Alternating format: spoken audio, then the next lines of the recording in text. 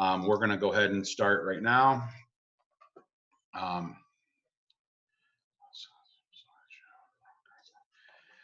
And so we are talking about futures in hockey. How do we get to the next level? And there are lots of different components with this. Depending on the age of your child, from we probably have some mites on the call from 7, 8, 9, 6, potentially even 6, 6, 7, 8, 9 to 13, 14. You're going to have different types of questions. You're going to have different types of information that you're going to want to hear. I will be matter of fact with all of the information. There's lots of material on here that is provided to get the full spectrum of the different routes to get to the highest level. And then there's going to be a little bit of my opinion towards the end. But it is facts all the way until we get to the last couple slides. That way you guys as parents can help guide your players through the process, and hopefully help them get to the levels of hockey that they'd like to play. Of course, if you ask every single player in the locker room if they want to play in the NHL, they all say yes. If you dissect what they're doing and are they doing what it takes, that's a whole different thing. Wanting to be a hockey player when you walk in the building is much different than wanting to be a hockey player when you leave the building. They all want to work hard when they get to the rink for the most part. It's what they do away from the rink that matters. So we're going to start off, and this is just straight education. If you have any questions, like I said, go ahead and hit your raise hand button. I'm going to start off with the landscape. So this first slide is the landscape to the pinnacle, to how do we get to the NHL. And there are lots of different paths that get there. And I'm going to just go quick. I won't go quick, actually. I will give a good explanation of what feeds each level all the way down to youth hockey. And of course, underneath this bottom right box is all the different levels of youth hockey.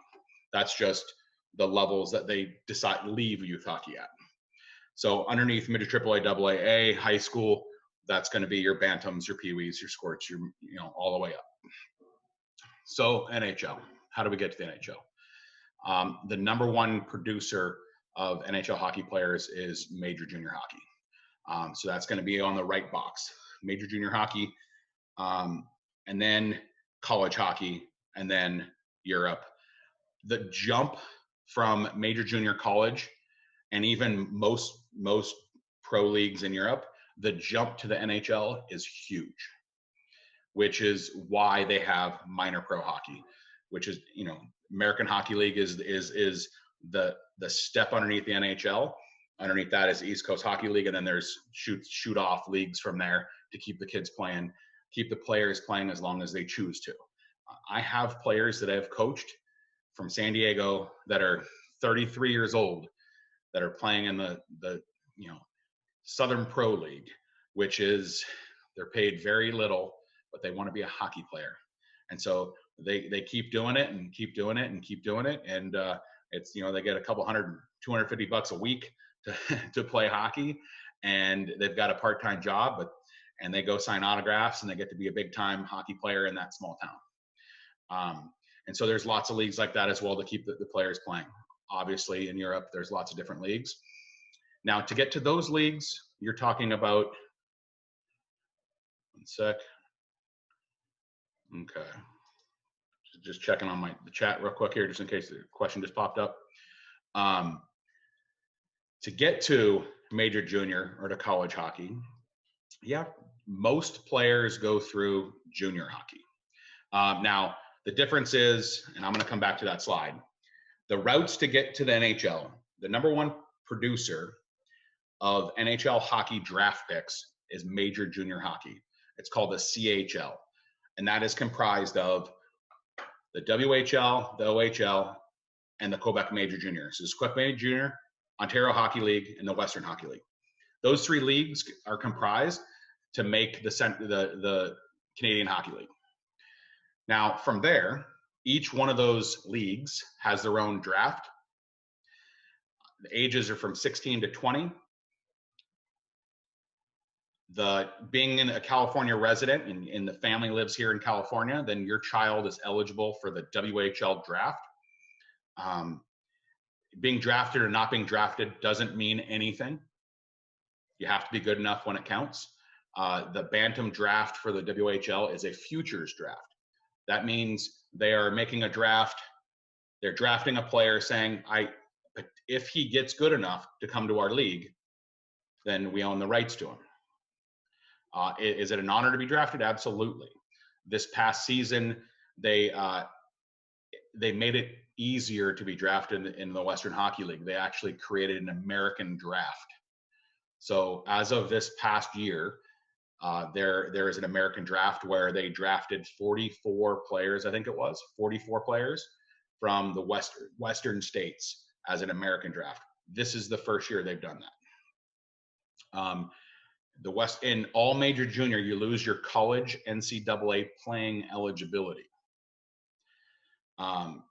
That said, if you're good enough to be able to go play in the Western Hockey League, they will pay for 1 year of tuition and books to a school comparable to UCLA, which would be the pinnacle of California State School. You would get UCLA tuition and books paid for each year you play.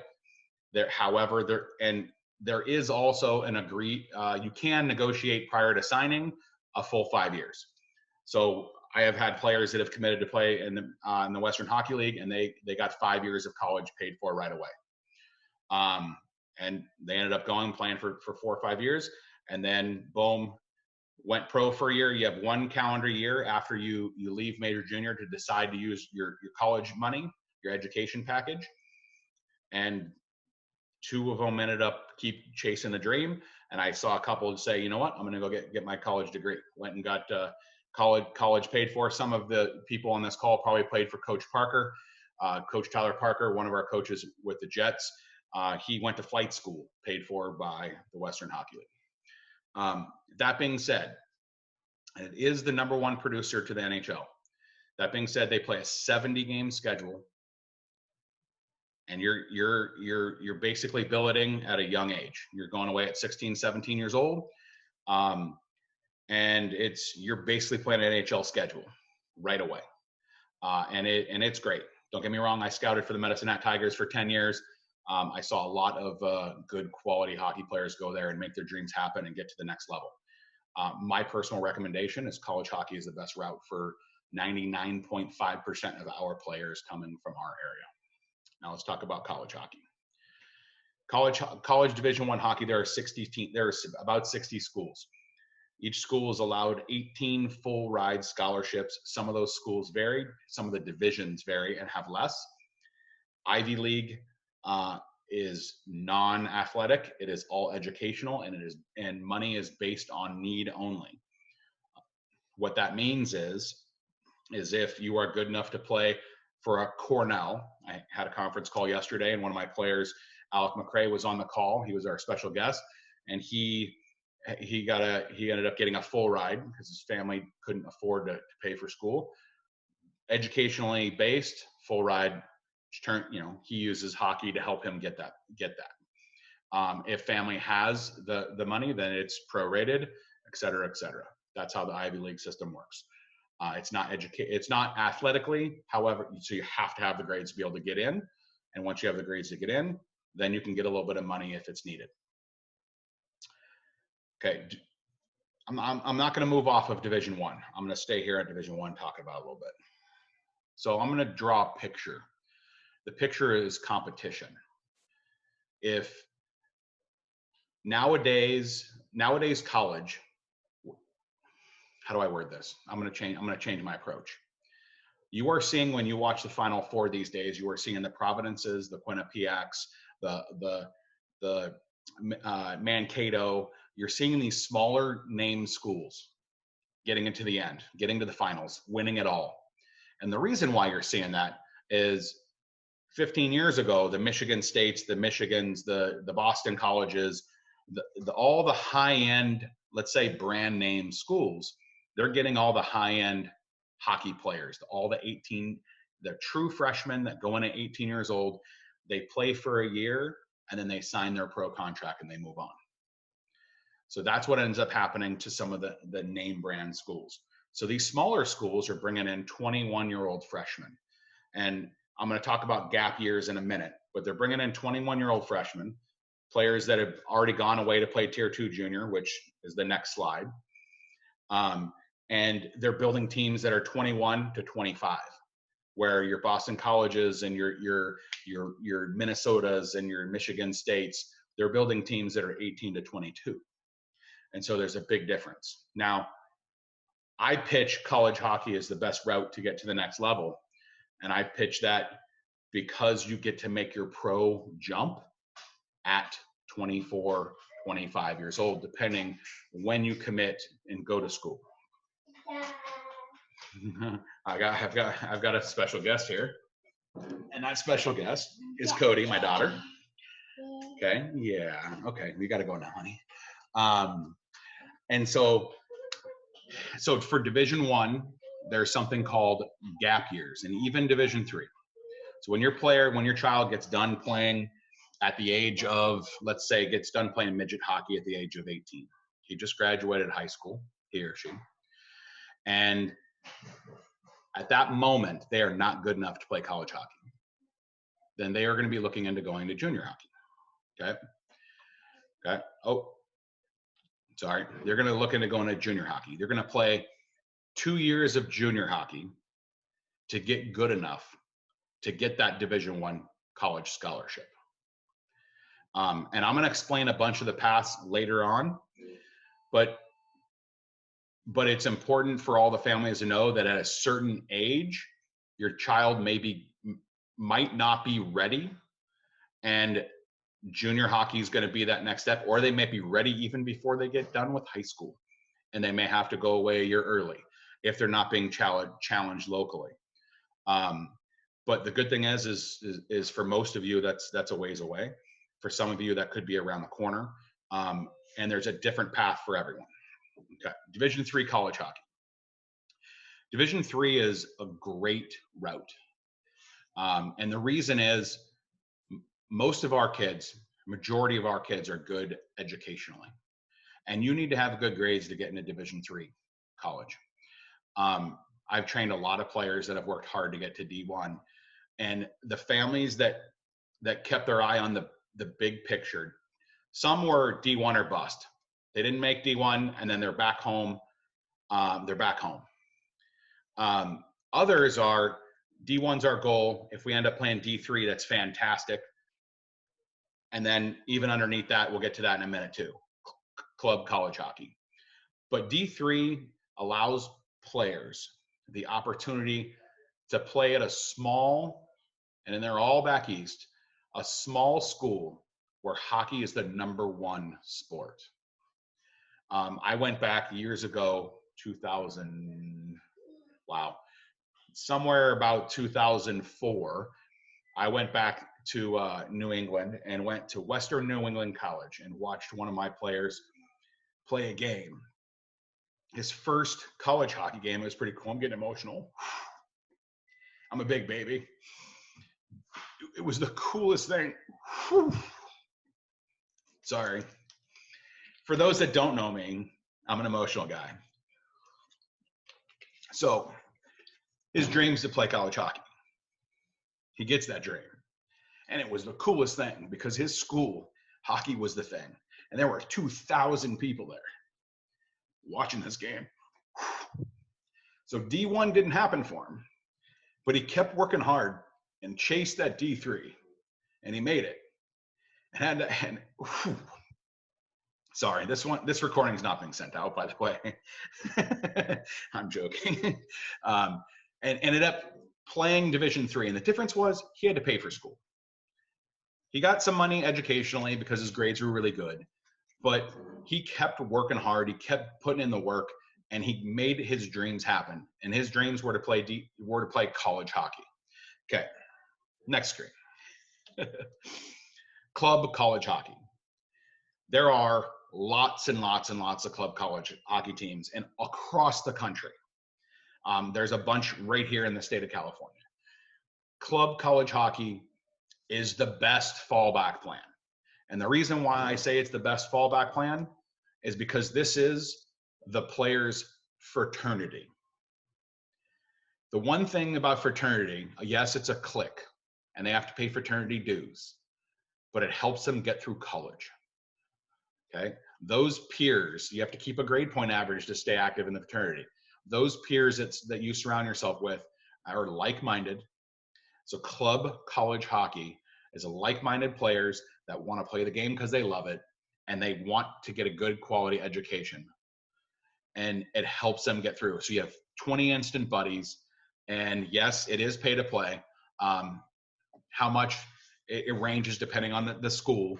Like it says here on the slide, there are lots of different levels. There are super serious D3 or D1 club college teams that raise money and get 2,500 at every game and travel and go to nationals every year.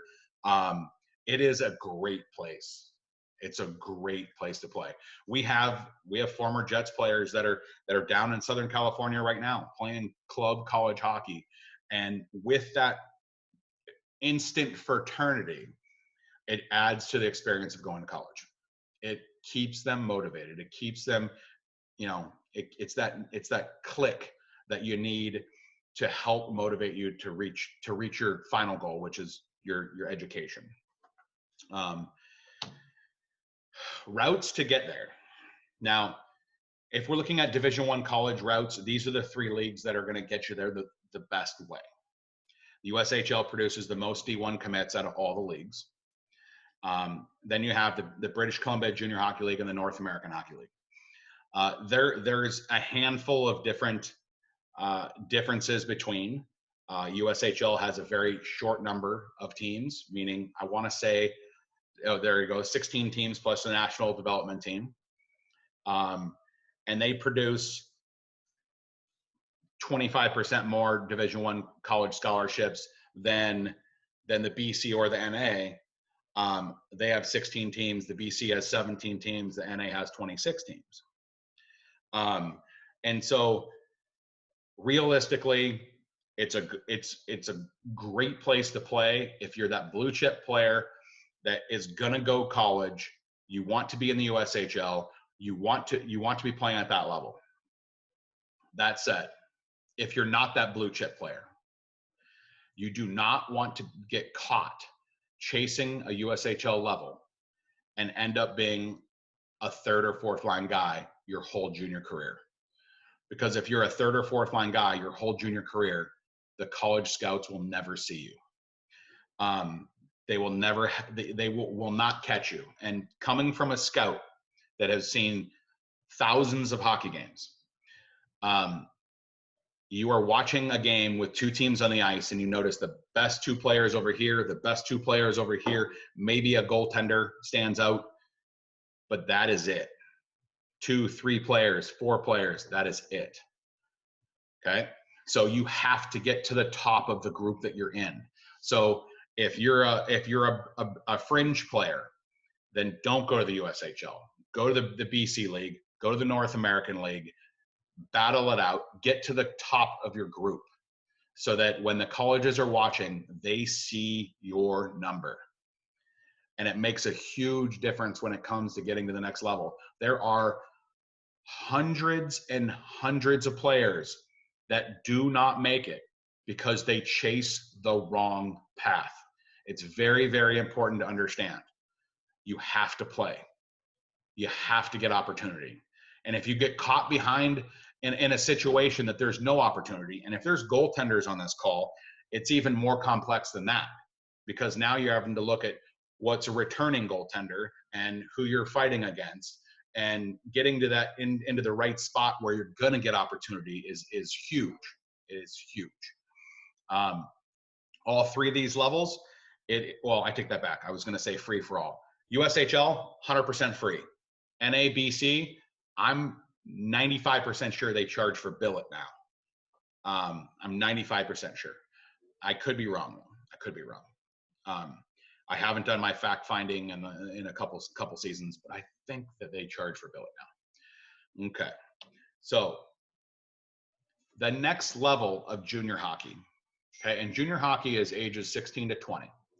The next level down, you have all these letters up here. You got Central Canadian Hockey League. You have Alberta Junior Hockey League. You have the United States, I'm not even sure, USPHL. It's on the East Coast. On the East Coast. You have the Eastern Hockey League. Okay? All these tier 2 junior hockey leagues, they are free for the player to play, and they are there to help you get looks for the next level. Most of these leagues produce a bunch. Well, we'll say a bunch in the USPHL and in the EHL, a bunch of Division three players. And the reason is those teams are in that area. Lots of D3 schools out that area. For the other two, mostly Canadian college, and then occasional D1, and then a handful that end up playing D3. And I'm going to get to a chart at the end here where it shows different players playing different spots that have made it to college hockey, and you'll see. Here's Tier 3 junior hockey. Tier 3 junior hockey is a great place to play, either to experience the junior hockey, meaning you're not quite ready yet to make the jump. Let's go to Tier 3. It is pay to play. It's somewhere in the neighborhood, depending on what league, $9,000, I think, plus billet. And that's, probably a 50-game schedule, travel, all that good stuff. And I think it's 2 meals a day on the road, that type situation. All those leagues, they're good to give your player, how do I put it, the college hockey or the junior hockey experience. And what I mean, and potentially something clicks to help get to that next spot. And if your child's 18 years old or 17 years old and you go play in the USPHL Premier League and boom, they make a huge jump that next year, well, they're going to give you a spot on their Tier 2 team. And then boom, you're going to get that look for that D3 team. And so choosing one of these leagues to go to that has partnering, meaning a higher level team. Let's say the EHL, the USPHL, though both those leagues have a Tier 2 team as well. It gives you an opportunity to climb the ranks, to make that college jump or get those college looks per se. Okay. Let's talk a little bit about what it takes. It takes sacrifice. It takes a ton of sacrifice, and it's time, commitment, dedication, a little bit of everything. The player, and I've talked to so many players over the years, ask them, did you have any regrets of the time they put into become a hockey player? And it's always, oh no regret. I wouldn't change a thing. I sacrificed so much, proms and high school outings and X, Y, and Z all the way through. But they would never give any of that up to change what they're doing. But they recognize the sacrifices that they made. You need determination. You need a realistic self-evaluation, because to become the best possible player that you have potential to be, you have to recognize where you're at and how to get to here. Not necessarily can you get to there. It's I'm here and I see the information to help me climb to here. If you think you're here already, you're never going to get any further. And that's probably the biggest thing for youth hockey players that don't make their goals happen. It's because they've got an inflated vision of where they're at. And they don't make it because of that. Weight training, if you're not in the gym 3-4 days a week from 13 years old on, let's say 13, once you hit puberty, you have to have a serious off-ice training program. And it's year-round, and it's, 2-3 days a week during the season and 4 or 5 days a week during the off-season. And this game is bigger, faster, stronger. the steps that you go up, and you have to be able to keep up with quickness and power and strength on the ice. And if you do not hit the weights, you do not make it. And I've told the story many, many times to many, many people. The year that Alec Martinez played for me, he was my fifth defenseman. My fifth defenseman. There were 4 D-men better than him. And they were probably gaps better than him. And the difference between his path and their path, and none of them none of the other 4D completed 2 years of junior hockey. One of them, our top defenseman, he was the best defenseman on the West Coast. He played a season, struggled a bit, and then didn't go back the next season. The others made junior hockey teams, and after a month couldn't compete and got sent home. And the biggest contributing factor of Alec making it and those didn't is his off-ice regiment was what started young and continued all the way through. And because of that, he was big enough, fast enough, strong enough to be able to keep up to the game. You need quickness, you need explosiveness. You definitely need the skills. You need skating skills. You need stick skills. You need elite hockey IQ. You need, for the most part, you need to pretty much be a complete player by the time you're 18 to 20 years old. As a parent, it's important, and there might be some kids on the call, but it's important to understand this is a marathon. And for you as parents, it's probably more important to teach the life lesson that's there to create a hard worker when they're young than it is to try to make them do things. If they're young, create the habits. If they're a little bit older, they're going to have to make the choice. Because if you're having to force them to do things off ice, they're never going to make it.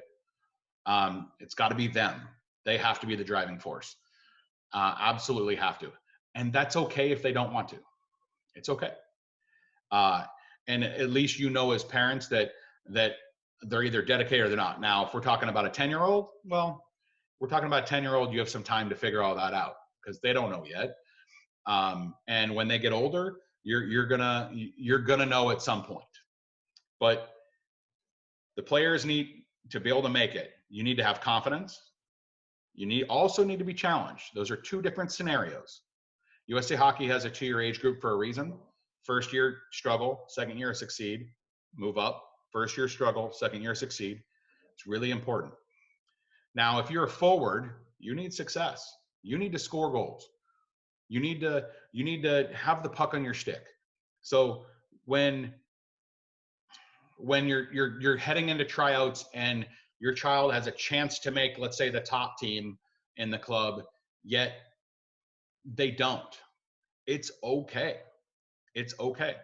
All that means is they're going to have the puck on their stick a lot more. That's all that means. And that puck on your stick a lot more means confidence, means, hopefully success, at least starting to build the building blocks. You do that for a season, you dominate for a season, and then the next year you're going to need to be challenged, and then you get challenged. Focus on all these things here, but don't be in a rush. It is a marathon. It's not a sprint. The important things are important. Okay. How did Alec say it? Alec yesterday on the call said that little things are big things. Okay. So the character and hard work and, and being a good person, all that stuff is way, way more important. Spend your hockey, and speaking to the parents, spend your hockey dollars wisely. There's lots of things that get put out. Even for us in the Jets, we put out clinics and we put camps, we put 3-on-3 and we do this, that, the other. We do all that to hit the spectrum of what everyone needs. That doesn't mean you have to do everything. Choose. I saw an email go around this week about go to Czechoslovakia with this European, super California team for $3,500. And, it's probably not the best way to, if your goal is to make a good human being and try to help get to college hockey, it's probably not the best use of spending those monies. So think wisely there. Examples of different paths that I have seen, all these players I have coached at some point. There's so many different routes here. And I could have made a list. The screen wasn't big enough. I could have made a list 50 deep with players that have done different things. And I'm going to point out a couple of different players on this list. I'll let you guys read through it. But Alec Martinez, my number 5 defenseman. Thatcher Demko plays for Vancouver Canucks. He tried out for my team 4 years, got cut twice. Was my backup both years he played for me. I no need to go anymore. Derek Ryan. Derek Ryan is a kid from Spokane, Washington. I coach him on the national select team. He wasn't good enough. He played in the Western Hockey League, couldn't make the jump to pro, went to Canadian college, played 4 years there, developed, got done there, couldn't make it pro here in the States, went to Europe, played in 3 or 4 different levels there, climbed the ranks, somebody saw him play, came back to the States, started in the American Hockey League, and he plays in the NHL. And not only does he play in the NHL, he's like a 40-point guy in the NHL. Plays for the Calgary Flames currently. His path to get there is crazy. If you look up hockeydb.com, that will tell you where anyone's ever played. So if you run into a coach and he said, I played in Michigan State and 5 years pro, and then it blew my knee and all that stuff. If you pop their name into hockeydb.com, it'll tell you every single player that's ever played the game. Chad Ruel, CJ, plays for the Pittsburgh Penguins. He's a player that grew up in San Diego, played for my goals program all the way through, played 1 year for the Kings, USHL, D1. He played at UMass Lowell, and then went to the American Hockey League and then NHL. Now the past couple years, he's been up and down between Pittsburgh for 3 years. Now he did win a cup, which is pretty awesome. Ryan Collins. Ryan Collins, the player that played for me down in San Diego. He played 1 year AAA for a SoCal team called the Stars. And then he went to the Central Canadian Hockey League. And the point I made about don't go to the USHL and be a 3rd, 4th line guy, go somewhere you can be an impact player so that scouts can see you play. Ryan Collins went to the CCHL, and he was a 50-point guy. And this is a very, very low-end college or junior hockey league. And he tore it up 2 seasons and then got his D1 commit to UMass Lowell. And he was okay at UMass, but he had his college hockey paid for. His 4 years of college paid for. So there's different paths here. Jasper's a kid that comes and trains during the summers in Vacaville. He's playing at SUNY Fredonia, Division III college hockey. He ended up playing the USPHL for 2 years, one on the elite, one at the higher division for the NCDC, which is the tier 2, and then got his commitment to go to Fredonia. There are lots of different paths for different people. It depends who you are. Now, the backup plan. Okay. And this is club hockey. Okay. Club hockey allows you to get your education, become the person that you want to be in life, and it gives you that instant fraternity, that instant, how do you put it? That instant camaraderie to be able to have a successful college experience. And I honestly 100% believe in the college hockey experience, and in the college experience, just to help you get through college and to help you stay educationally focused, because it's important. I went to college and I didn't play hockey in college, and I wish I did play 1 year club for a junior college, but that 1 year I was way more focused in regards to my education, because everyone I was around was focused on education, because that's why they were there. And I think it's good to be surrounded by your peers that are on the same path. Now we have a Q&A. So real quick, I'm going to stop share for a second. There are a lot of different people here. If you have a question, go ahead and unmute yourself and fire away. If there's no questions. Okay. Got to at least have one. Don't be shy.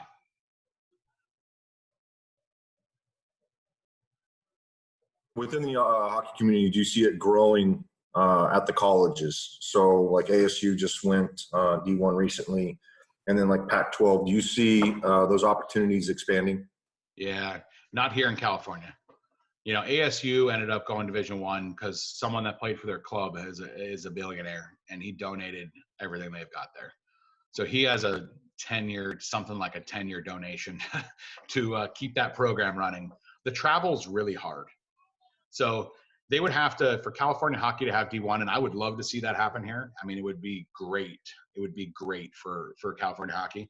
But to be able to get that, you would need a whole division to pop up. Or the travel is just too expensive. And just if you guys don't know much about college sports, the college sports are pretty much ran by the football teams, meaning all the money comes out of the athletic department, and whoever makes the most money helps subsidize the other sports. And so here in California, the football teams make so much money that they would have to approve, like, okay, we're going to get $10 million to the hockey program to help them make it happen. You know what I mean? Yeah, I don't see it happening. Now, if it were just one or two schools, potentially, but for the most part, I think it'd be really hard. It'd be really, really hard. Any other questions? Hey, Yep. how important is the exposure you're going to get from selects? Oh, like what is select camp? Like it's just one avenue. So there's lots of different. That's actually a great question, and I'm gonna explain it in a big picture for everyone. Exposure is nothing. Exposure is a word that clubs and coaches use to recruit and parents chase. The bottom line, you have to get good enough. You have to get good enough. And, and I'll give you an example. Yes, Jeremy asked exposure from a select camp. It is one avenue to measure yourself. Okay. To measure yourself. But if you're not good enough, it doesn't matter if you're there. Does that make sense? And so you have to be good enough. You have to be able to check all the boxes. You have to be able to go to one of those camps and be the best there. Not just in the middle of the group, but the best there. And so I scouted for Medicine Hat Tigers for 10 years, 07 to 17. And we would report on a player that we draft. We would read, or at least have a scout at 25 games during that season. So it's not just one time or one weekend. We are watching this player play multiple times against quality competition. And we want to see how they act under adversity. We want to see how they act with success. We want to see how they act with their teammates. We want to see, like, a player that slams their stick, we cross him off. A player that pats, and picks up the guys around him, that's someone we're going to asterisk and say, good team guy. And so if we're looking at two players that are exactly the same, we're going to do this on the person who's a good team guy. And so when the question was exposure, how important is that exposure? The exposure doesn't mean anything if you're not good enough. You have to be good enough. You have to have a complete package. Being put in those situations, those different showcase type situations, are fantastic to get experience doing it. Because you're not great the first time unless you're a blue chip guy, obviously. If you're a blue chip guy, then you're gonna be great the whole time. But if most players are not blue chip, they're gonna filter into the pack, and then they have to figure out some way to filter out of the pack. And the same thing goes for the girls that are on the call. There's no junior hockey. there's select, and the select is very, very, very, very, very important for the girls because it's their opportunity to play with their peers, with girls their own age, at a showcase situation. We just went through this with one of our girls through GSE, Carly Garcia. She just committed to Penn State, but she also made it to the national camp through selects, and then she's a 16-year-old, and then also got invited to go to the 18 camp as well. One of 2 defensemen invited to go to the 18 camp. Pretty awesome. But those camps are super serious for the girls because they're highly, highly, highly, highly scouted, the national camps. For the boys, sure. If you're blue chip, that's the route to go. If you're not blue chip, you got to figure out how to be good enough. And it's just one avenue of exposure, if that makes sense. Hopefully that answered your question, Jeremy. Okay. Debbie, what do we got? Hi, Larry. Can you hear me okay? I can. Yep. Okay, good. Well, first and foremost, I just want to say thank you for the presentation, and your passion for these kids is amazing, and I'm so happy. I feel privileged that we're a part of it. I hope you do send out this video because it just shows your passion. Well, thank you. That's the first thing I want to say. But my question is, do you offer any sort of one-on-one self-evaluations with the players? Because I know my son could certainly use that. Yeah, I'll help anyone. That's what I'm here for. You just have to ask. Okay, perfect. You just have to ask. So, I sat down. Sam Pack, I did a one-on-one video session with this season, and after told him what he needs to be looking for in his future video sessions, and that's someone from your team. Awesome. Yeah. So at any time, just okay. Obviously right now with the quarantine shut down, and I've got a 2-year-old at home. So she turns 2 at the end of the month. My wife's pretty adamant that I stay close to home, but absolutely, I don't blame her. Yeah, but we'll be able to do all that. Sound awesome. Good? Okay, great. Thank you. Mm-hmm. Any other questions? Going down the list here. It's got to be more. Oh, here. No, that's Debbie still. Is this quarantine situation going to hinder any of the development of our current kids in the pipeline? You know what's funny? And I wish the players were on this call for this. I actually just told the coaches, like, we're doing a weekly happy hour with the coaches. You can call it a coaches meeting, but we just kind of hang out and catch up. And we do talk about making sure that we're touching base with our teams and whatnot. And I said during our last call that this break could be the best thing for a lot of these kids. It really could. I couldn't tell you how many times I've told families to take time off, and time off to some people means taking a week away from the rink, and then time off for others is taking a month off. And taking a month off is sometimes really good. I've seen players get better in that month. Go do different things, train, keep your eyes on the game. It's important, but go shoot a basketball, go do other things. And it really, really, really can help not only them as a hockey player, but them as a person, and they'll appreciate it a little bit more. Sometimes when you're a kid, sometimes you do it so much, you take it for granted. And then when it's gone, you really, really realize how much you love it.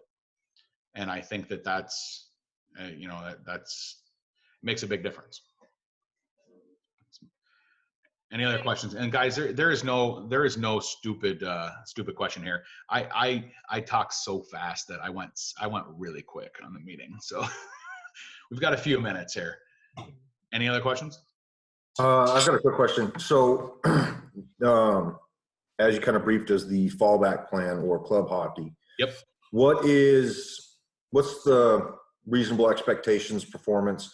Are the club hockey team still pulling out of juniors, like with your D1, D3 schools you were talking about, or are they pulling more out of like your midget teams? Okay. So, and that's a great question. And I'm glad you asked that, because I'll be honest, for most players, club hockey is where they're going to be. And you'll know if your player's not lifting weights, working on their hands, shooting every day, if they're not 100% committed when they leave the rink and are at home, they're going to play club college. They're not going to play D1. They're not going to play D3. It's not happening because it's physically impossible. So the question's great. And The question is, you as a parent are going to need to research a little bit. You're going to have to look into the club colleges. You're going to have to see what divisions they're in. And there are showcases you can go to get interest. You can write down, it's called Global Hockey Schools. It's in Vegas. Roy Henderson is his name. He runs it. He's been running it for 100 years. It used to be a great camp to go to for actually like USHL and NA and BC, but it's pretty much turned into a factory for the Tier 3 junior hockey and the club college teams. But it's really good. And it's a week camp. They do a practice in the morning and a game in the afternoon. It's not too bad price wise, but they do a good job of getting the kids out in front of that type of coach. And we get emails occasionally of schools looking for players and, hey, come see us. I think LMU has been recruiting out of our program for years now. We've got 2 or 3 players from Vacaville playing at LMU down in SoCal. But that's the best thing to do is expose, and they'll basically let you know, hey, you're kind of what we're looking for. Does that make sense? Perfect. Tiffany, you have a question? Unmute yourself.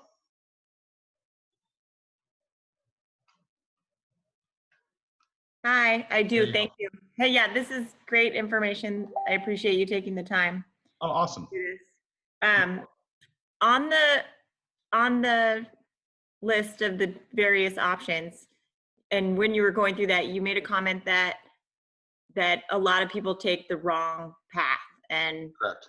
They end up going the wrong path, and that kind of sets them up for failure. So how do you, I look at that and I'm like, oh, there's literally dozens of choices here. How does a player end up in any given league or whatever? Who helps you figure that out, or how does that? Your midget hockey coaches and your guys like me help guide you. Okay. So that's something that it's not like we should be researching leagues and. No, not yet. Okay. At the end of the day, when your child gets to be about 14, 15 years old, 16 years old, you're going to get all these emails of junior prep camps and showcases and all this stuff. All that'll happen. You have to realize these Division I colleges and D3 schools and junior hockey teams, these coaches get paid nothing. Zero. Well, they get paid, but it's very little. And so to subsidize that, they all run these showcases all summer long. I probably need to be looking at the camera. It's right there. It's so hard. You guys are down here. So they run these showcases everywhere. Most of them are money makers, but there are a few that are good weekends of hockey and can help expose you. So spend your money making hockey player now. Your child's 13, turning 14. Make a hockey player now. When they're 16 years old, you need to go to one of those showcases. See where you fit. If you're at the top of the group that's there, well, then maybe you're going to get that opportunity to get to the next level. And if you're in the middle pack, well, you shoot to be the top for the next year. And then you go back and you're at the top of the next year. And trust me, there'll be teams trying to get them. And then that's where you need some help navigating. And that's when you ask someone like me. Okay. Thank you. Absolutely. Any other questions? Okay. I'm going through, making sure that there's hands up. Spring hockey starting. We're tired of waiting at home.